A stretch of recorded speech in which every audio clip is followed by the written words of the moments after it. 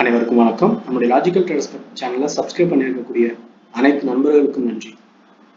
நம்ம 27th Friday இன்னைக்கு market எப்படி நடந்திருக்கு, அதாவது நிஃப்டி எப்படி நடந்திருக்கு, மொமெண்டம்ஸ் எல்லாம் எப்படி இருக்கு, நம்ம எக்ஸ்பெக்ட் பண்ண மாதிரி விஷயங்கள்லாம் நடந்துச்சா இல்லையா அப்படிங்கிறத அனலைஸ் பண்ணிட்டு மண்டே மார்க்கெட் எப்படி நடக்கலாம் அப்படிங்கிறது நம்மளுடைய பாயிண்ட் ஆஃப் வியூவில் டெக்னிக்கலாக என்னென்ன இருக்கு அப்படிங்கிறத அனலைஸ் பண்ணுவோம். ஸோ இன்னைக்கு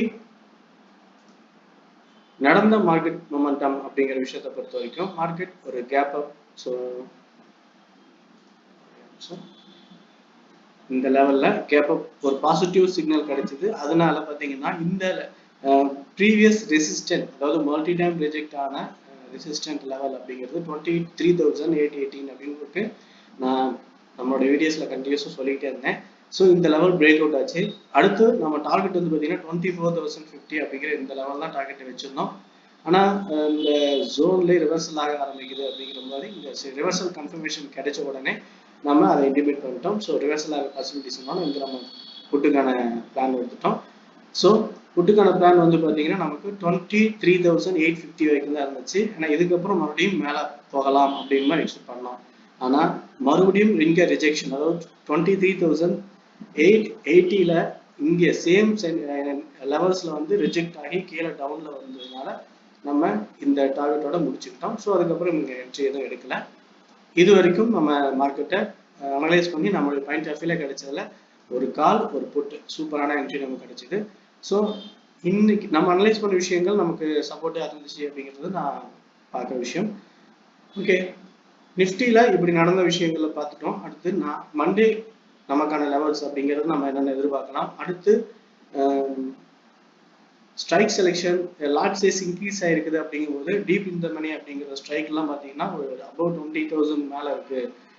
ஸோ டீப் இந்த மணி இல்லாமல் நியர் அட் த மணி அப்படின்ற மாதிரி டைப்போ இல்லை வேற ஏதாவது பேசிக்ல நமக்கான ஸ்ட்ரைக் செலெக்ஷனை கம்மியான ப்ரைஸில் எடுக்க முடியுமா அப்படிங்கிற மாதிரி சிலர் கேட்டாங்க. ஸோ அந்த விஷயங்களையும் நம்ம பார்த்துருவோம். ஓகே ஃப்ரெண்ட்ஸ், இப்போ நம்ம ஓவரால் வியூ அப்படின்ற மாதிரி விஷயங்களை பார்த்துருவோம். ஸோ அதுக்கப்புறம் தான் நம்ம இன்ட்ராடே, அதாவது மண்டேக்கான என்ட்ரி அண்ட் டார்கெட் லெவல் அப்படின்னு நம்ம பேசும்போது அந்த விஷயங்கள் உங்களுக்கு ஒரு ஐடியா கிடைக்கும்.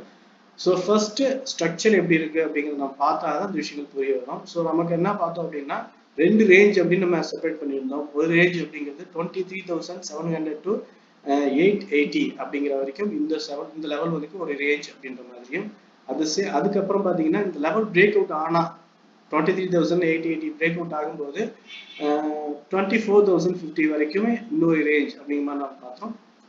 அதே போல டவுன் சைட் பிரேக் அவுட் ஆனா 23,650 இருந்து கீழே வந்து 23,500 வரைக்கும் ஒரு ரேஞ்ச் அப்படின்ற மாதிரி டபுளா இன்சைட் ரேஞ்சு அவுட் சைட் ரேஞ்சுன்ற மாதிரி ரெண்டு நம்ம பிரிச்சு நம்மளுடைய பிளான் பண்ணியிருந்தோம் என்ட்ரி எடுக்கிறதுக்கு. ஸோ இப்போ அந்த மாதிரியான வியூ வந்து இப்போ கண்டினியூ ஆகிட்டே இருக்கா. ஒரு ரேஞ்ச் அப்படிங்கிறதுல வைட் ரேஞ்சும், வைட்ல வந்து பார்த்தீங்கன்னா இன்சைட் ரேஞ்சு அவுட் சைட் ரேஞ்சுன்ற லெவலுக்கு வந்து இங்கே என்னென்ன இருக்கு அப்படிங்கிற விஷயங்கள்லாம் நம்ம பார்ப்போம். மொமெண்டம் எப்படி இருக்கு அப்படின்னு நம்ம பார்த்தோம். இந்த ஹை டு லோ அப்படிங்கிற பார்த்துருப்போம், ஒரு புல் பேக், அதுக்கப்புறம் கரெக்ஷன், மறுபடியும் பார்த்தீங்கன்னா இந்த ஹை பிரேக் அவுட் பண்ண முடியாம ரிஜெக்ஷன், அகைன் பிரேக் அவுட் பண்ணாம ரிஜெக்ஷன். ஸோ என்ன பண்ணுதுன்னா இங்கெல்லாம் அக்யூமுலேட் பண்ணிக்கிட்டே இருக்குதுங்க. பையர்ஸ் அக்யூமுலேட் பண்ணிட்டு இந்த ஹை பிரேக் அவுட் பண்றதுக்கு ரெடி ஆகுறாங்க அப்படிங்கிற மாதிரி தான் நம்ம புரிஞ்சிருந்தோம். ஸோ பிரேக் அவுட் பண்ணிட்டாங்க. At the same time target level அப்படின்னு நம்ம எதிர்பார்த்த இந்த லெவல் போகாம இங்கேயே ஹை ரிஜெக்ஷன் வருது அப்படின்றப்ப இப்ப நமக்கு என்ன புரிய வருதுன்னா இந்த 23,950 இருந்து 24,015 வரைக்கும் பார்த்தீங்கன்னா ஒரு ஹையர் செல்லிங் ப்ரெஷர் இருக்கு. அப்படிங்கிறதுனால இந்த higher selling pressure break out பண்ணணும்னா இன்னும் ஸ்ட்ராங் பையிங் ப்ரெஷர் தேவை இருக்கும் அப்படிங்கிற மாதிரியான விஷயங்கள் நமக்கு புரிய வருது. ஸோ அதனால மறுபடியும் மார்க்கெட் கீழே வந்து 23,700 or 750 இந்த ரெண்டு லெவல்ல இருக்கக்கூடிய பையிங் சப்போர்ட் எடுத்து மார்க்கெட் மேல 23,880 break out and 950 break out, அதுக்கப்புறம் 24,050 இந்த மூணு லெவல்லையுமே ரிஜெக்ஷன் இருக்கிறதுனால 1 by 1 பிரேக் அவுட் ஆனா மட்டும்தான் அடுத்து மார்க்கெட் மேல போகுமா இல்லையா அப்படிங்கிறத நம்ம கன்ஃபார்ம் பண்ண முடியும். அப்படி இல்லைன்னா ஸ்டில் ரேஞ்ச் தான். ரேஞ்ச் அப்படிங்கிறது 24,050 23,500 அப்படிங்கிற லெவல் வரைக்கும் வைட் ரேஞ்சு. வைட் ரேஞ்சில் இன்சைட் ரேஞ்ச் அப்படிங்கிற மாதிரி ஷார்ட் டைம்ல ஒரு ட்ரெண்டிங் ஃபார்ம் ஆகும், மேலே கீழே போகிற மாதிரி. ஸோ அந்த லெவல் என்ன அப்படின்னு நம்ம இப்போ ஐடியா பண்ணிடலாம். ஸோ அப்படி பண்ணும்போது நம்ம இன்ட்ராடேல பை பண்ணணுமா செல் பண்ணணுமா, இல்லை ரெண்டுக்கான ஆப்பர்ச்சுனிட்டிஸ் இருக்கா அப்படிங்கிறத இப்போ நம்ம புரிஞ்சுக்கலாம். ஓகே ஃப்ரெண்ட்ஸ், வைடாக நம்மளோட பாயிண்ட் ஆஃப் வியூவில் ஒரு ஐடியாலஜிக்கு நமக்கு வந்திருக்கும் மார்க்கெட் எப்படி ஸ்ட்ரக்சர் ஃபார்ம் ஆயிருக்குன்னு. ஸோ இந்த மொமெண்டம் பேஸில் பார்க்கும்போது நமக்கு இன்னமும் ரேஞ்சு தான் இருக்குது அப்படிங்கிற மாதிரி நான் பார்க்குறேன். ஸோ ரேஞ்ச் மார்க்கெட் அப்படிங்கிறப்ப ரெண்டு விஷயத்துக்கான ஆப்பர்ச்சுனிட்டிஸ் இருக்குது. இதுக்கு ப்ரீவியஸ் வீடியோஸில் அதாவது லாஸ்ட் வீக்குக்கான பிளான் அப்படின்னு சொல்லும்போது ஒவ்வொரு என்ட்ரிலையும் புட்டுக்கான பிளான் எடுங்க, அது நமக்கு புட்டுக்கான பிளான் எடுக்கும்போது சேஃபாக இருக்கும் அப்படின்னு பிளான் பண்ணோம். ஸோ அதுக்காக தான் இங்கே ஒவ்வொன்றும் புட்டு நம்ம கெடுத்தோம். அட் த சேம் டைம் இந்த லெவல் பிரேக் அவுட் ஆனதுக்கப்புறம் கால் கிடைச்சது, காலுக்கு அப்புறமும் நமக்கு புட்டு கிடைச்சது. ஸோ இப்போ காலும் புட்டும் ஈக்குவலாக கிடைக்கிற அளவுக்கு ஒரு ரேஞ்ச் ஃபார்ம் ஆயிருக்கு. ஸோ அடுத்து நம்ம மார்க்கெட்டை பிளான் பண்ணும்போது ரெண்டு சைடுமே பிளான் பண்ணலாம். எது வரைக்கும் அப்படின்னா 23,650 700. ஸோ இந்த ரெண்டு லெவல் பிரேக் அவுட் பண்ற வரைக்கும் நம்ம ரேஞ்சுக்கான ஐடியாவோட பார்க்கலாம். ஸோ ரேஞ்சுக்கான ஐடியாவோட நம்ம பார்க்கறது அப்படின்னு சொன்னா சப்போர்ட் எடுத்து கன்ஃபர்மேஷனோட பைல கால் ஆப்ஷனும், ரெசிஸ்டன்ட் டச் பண்ணி கன்ஃபர்மேஷன்ல புட்டு அப்படிங்கிற மாதிரி விஷயங்கள் நம்ம ரெண்டையுமே பிளான் பண்ணலாம் அப்படிங்கிறது தான் நம்மளுடைய point of view. Okay friends, இப்போ நம்ம ரேஞ்ச் மார்க்கெட் போயிட்டு இருக்கு. அதுல பையக்கும் செல்லிங்கும் ஆப்பர்ச்சுனிட்டிஸ் அதிகம் இருக்கு அப்படிங்கிற நம்ம பார்த்துட்டோம். ஆனா ஹை ஆப்பர்ச்சுனிட்டிஸ் அப்படிங்கிறத நம்ம ஜென்ரலா பார்க்கும்போது இந்த வைட்ல இருந்து இப்போ கீழே வந்து ரேஞ்ச் ஃபார்ம் ஆயிட்டு இருக்குது இப்படி. ஸோ இந்த லோ பிரேக் அவுட் ஆகாத வரைக்கும் செல்லிங் ப்ரெஷரும் பையிங் ப்ரெஷரும் சேமா இருக்கும். ஹை ஆப்பர்ச்சுனிட்டிஸ் அப்படிங்கிறது செல்லிங்ல இருக்கும் அப்படிங்கிற மாதிரி மைண்ட்ல வச்சுக்கோங்க. ஆனா ஹை ஆப்பர்ச்சுனிட்டிஸ் செல்லிங்ல இருக்கு அப்படின்னு சொன்னா உடனே பையிங் ஆப்பர்ச்சுனிட்டிஸ் இருக்காதா அப்படின்னு யோசிக்காதீங்க. பையிங் ஆப்பர்ச்சுனிட்டிஸும் கன்ஃபர்மேஷனோட என்ட்ரியும், செல்லிங் ஆப்பர்ச்சுனிட்டிஸும் கன்ஃபர்மேஷனோட என்ட்ரியும் தான் நம்ம பிளான் பண்றோம். அதனால ரெண்டுமே நம்மளோட பிளான்ல இருக்கு. செல்லிங் அதாவது ஒரு மார்க்கெட்டை பத்தி எனக்கு தெரியாத தான் ஃபர்ஸ்ட் டைம் உள்ள வரேன், ரேஞ்சில் போயிட்டு இருக்கு, எந்த விஷயம் எடுக்கிறது என்னன்னு தெரியல அப்படின்ற மாதிரி இருக்கும் பட்சத்துல ரெசிஸ்டன்ட் டச் பண்ணி திரும்பும் போது நீங்க புட்டு எடுத்தீங்கன்னா உங்களுக்கு ஈஸியான டார்கெட் அச்சீவ் ஆகும். அதுக்காக நம்ம ஹை பாசிபிலிட்டி செல்லிங் அப்படிங்கிற மாதிரி சொல்ல வரோம். ஓகே ஃப்ரெண்ட்ஸ், நம்ம வந்து இப்போ ஓவராலா ரேஞ்ச் மார்க்கெட் இருக்கு, பை சப்போர்ட் செல் ரெசிஸ்டன்ட் அப்படின்னு நம்ம பிளான் பண்ணிட்டோம். அடுத்து சப்போர்ட் அண்ட் ரெசிஸ்டன்ட் லெவல் அப்படிங்கிற மாதிரி நம்ம ஏற்கனவே பார்த்துருக்கிற லெவல் தான் 23,650 அப்படிங்கிற ஜோன் பையிங்கும், the same time resistant zone அப்படிங்கிற மாதிரி 23,880 to 950 அப்படிங்கிற ரெண்டு லெவலும். இந்த ஜோன் வந்து பார்த்தீங்கன்னா செல்லிங் ஜோன், இந்த ஜோன் பையிங் ஜோன், இந்த ரெண்டு லெவல் வந்து நம்ம ஐடென்டி பண்ணிக்குவாங்க. இதுக்கு இடையில மார்க்கெட் நமக்கு இப்படி கூட ஃபார்ம் ஆகும். சடனா பார்த்தீங்கன்னா ஒரு நிமிஷம் பண்ணிடுவோம். ஓகே, இப்போ மார்க்கெட் கேப் டவுன்ல ஓப்பன் ஆகி சடனா கீழே வந்து சப்போர்ட் எடுக்கிற மாதிரி இருக்கும். நம்ம வந்து சப்போர்ட் எடுக்குதா இல்லை பிரேக் அவுட் ஆகுதான்னு கன்ஃபார்ம் பண்ணாம உடனே கால் எடுத்துட்டோம்னா பிரேக் அவுட் ஆகி அடுத்து கீழே போறதுக்கும் வாய்ப்பு இருக்கு. ரொம்ப முக்கியமான விஷயம் நம்ம அதை பார்க்கணும். சப்போர்ட் பிளேஸ் வந்து பிரேக் அவுட் ஆகிறதுக்கும் சான்ஸ் இருக்கு. At the same time support எடுத்து மேலே போறதுக்கும் சான்ஸ் இருக்கு. அதனால கன்ஃபர்மேஷன் அப்படிங்கிறது நம்ம எடுக்கணும். அதுக்கான லெவல்ஸ் எப்படி கன்ஃபர்மேஷன் எடுத்துக்கிறது அப்படின்னா நம்ம டெலிகிராம்ல போஸ்ட் பண்றோம். என்னுடைய பாயிண்ட் ஆஃப் வியூல எனக்கு எப்படி அது healthy break out fake break out அப்படிங்கிற விஷயத்த நான் ஐடியா பண்ணி உங்களுக்கு தெளிவாக போஸ்ட் பண்ணுவேன். பார்த்து கன்ஃபார்ம் பண்ணிக்கோங்க. இல்லை வேற நீங்க சப்போர்ட் ரெசிஸ்டன்ட்ல நீங்க ஏதாவது பேசிக்ஸ் படிச்சிருக்கீங்க அப்படின்னு சொன்னா நீங்க அதை பிளான் பண்ணி நீங்க சப்போர்ட்ல கன்ஃபர்மேஷன் எடுத்து கால் எடுக்கலாம்.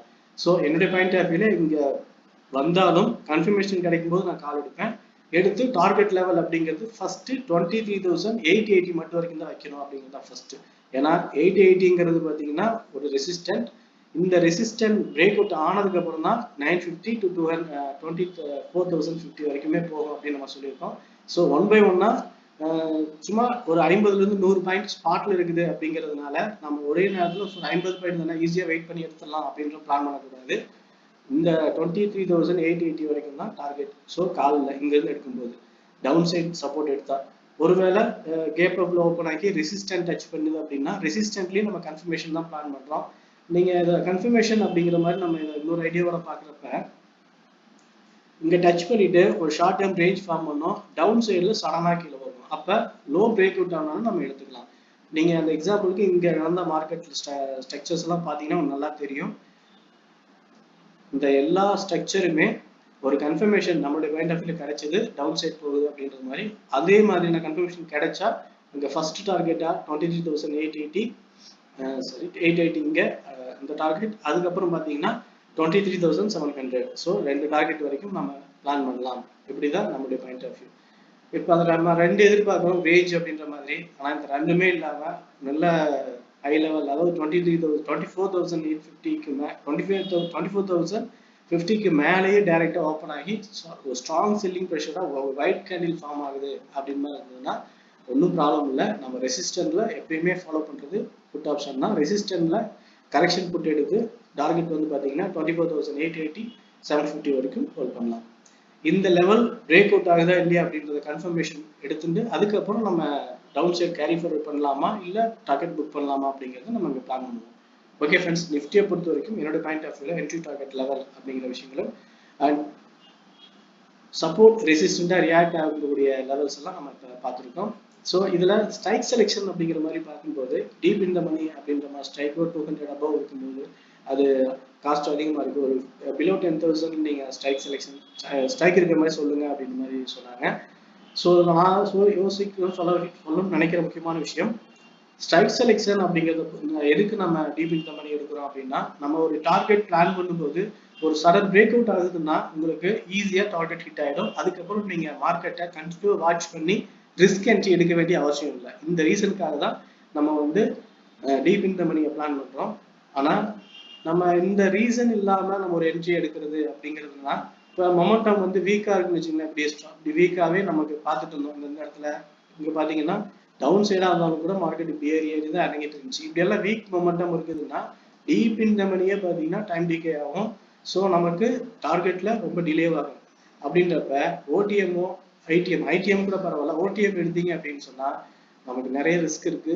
ரிஸ்கை குறைக்கிறதுக்காக தான் நம்ம இந்த மணி எடுக்கிறோம். அதனால டீப் இந்த மணியும் நம்ம ரிஸ்கை குறைக்கிறதுக்காக தான். ஸோ அந்த லெவலுக்கு அமௌண்ட்டை கையில வச்சுக்கிட்டு என்ட்ரி எடுக்கிறது சேஃப் அப்படிங்கிறது என்னோட பாயிண்ட் ஆஃப் வியூ. ஸோ நம்ம விருப்பத்துக்காக ஒரு என்ட்ரியை பிளான் பண்ண வேணாம். சரியான என்ட்ரி நினைக்கிற விஷயத்தை எடுக்கிறது தான் சரி அப்படிங்கிறது என்னோட point of view. So strike செலெக்ஷனை பொறுத்த வரைக்கும் புட் ஆப்ஷனுக்கு 23,900 ஆர் 24,000, கால் ஆப்ஷனை பொறுத்த வரைக்கும் 23,700 ஆர் 600. 2 ஸ்ட்ரைக் தான் என்னோட பாயிண்ட் ஆஃப் வியூ.